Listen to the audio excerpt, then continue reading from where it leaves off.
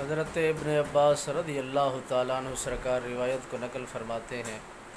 وہ فرماتے ہیں کہ رسول اکرم نور مجسم رحمت دو عالم صلی اللہ علیہ وبارک وسلم سرکار نے فرمایا، میں ایک مرتبہ آسمان کی سیروں کی طرف رواں دواں ہوا۔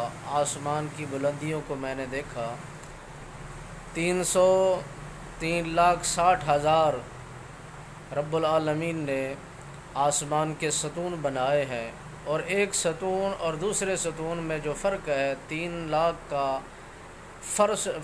فرق ہے، یعنی اتنا مسافت کے حصے پر وہ دوسرا ستون ہے۔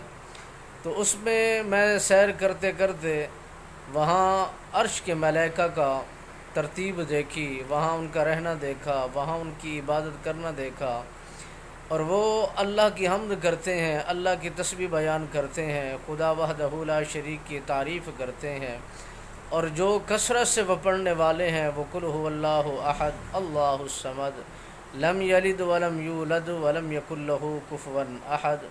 اور رب العالمین کے حبیب نبی رحمت سرکار نے فرمایا، خدا وحدہ لا شریک نے اس کلمات کے اندر بڑی تعریف رکھی ہے، بڑی اپنی حمد رکھی ہے، بڑی اپنی شان اس میں بیان کی ہے۔ صحابہ کرام متوجہ ہو کر تعجب میں پڑ جاتے ہیں۔ میرے نبی رحمت سرکار نے فرمایا، اس سے عجیب نہ بتا دوں؟ صحابہ نے عرض کیا، رسول اللہ اس سے اور عجیب کیا ہے؟ میرے نبی رحمت سرکار نے فرمایا، قل هو اللہ کا پہلا حصہ جناب سید الملائکہ جناب جبرائیل امین کے پروں پر لکھا ہوا ہے، اور قل هو اللہ کا دوسرا حصہ وہ جناب حضرت اسرائیل علیہ السلام سرکار کے پروں پر لکھا ہوا ہے، تیسرا حصہ اسرافیل کے پروں پر لکھا ہوا ہے، چوتھا حصہ اسرافیل کے پروں پر لکھا ہوا ہے۔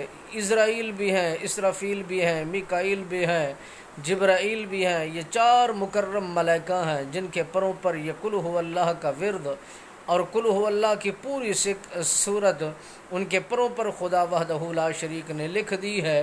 یعنی اتنا بڑی عظیم ہے خدا کی یہ صورت، یہ خدا کا کلام اور خدا کا یہ پیغام اتنا بڑا عظیم ہے کہ عرش کے ملائکہ کے ان پروں پر خدا کے ان جملوں کو خدا نے ان کے ان پروں پر لکھ دیا ہے، تاکہ وہ پرواز میں بھی یاد رکھیں، بیٹھنے میں بھی یاد رکھیں، ان کو اکٹھا کرنے میں بھی یاد رکھیں۔ اور یہی صورت آج انسانوں کے دلوں میں ہے اور بس گئی ہے اور رچ گئی ہے۔ جو صاحب علم لوگ ہیں اس کی تلاوت بھی کرتے ہیں، اس سے مستفید بھی ہوتے ہیں، اس سے فائدہ بھی حاصل کرتے ہیں۔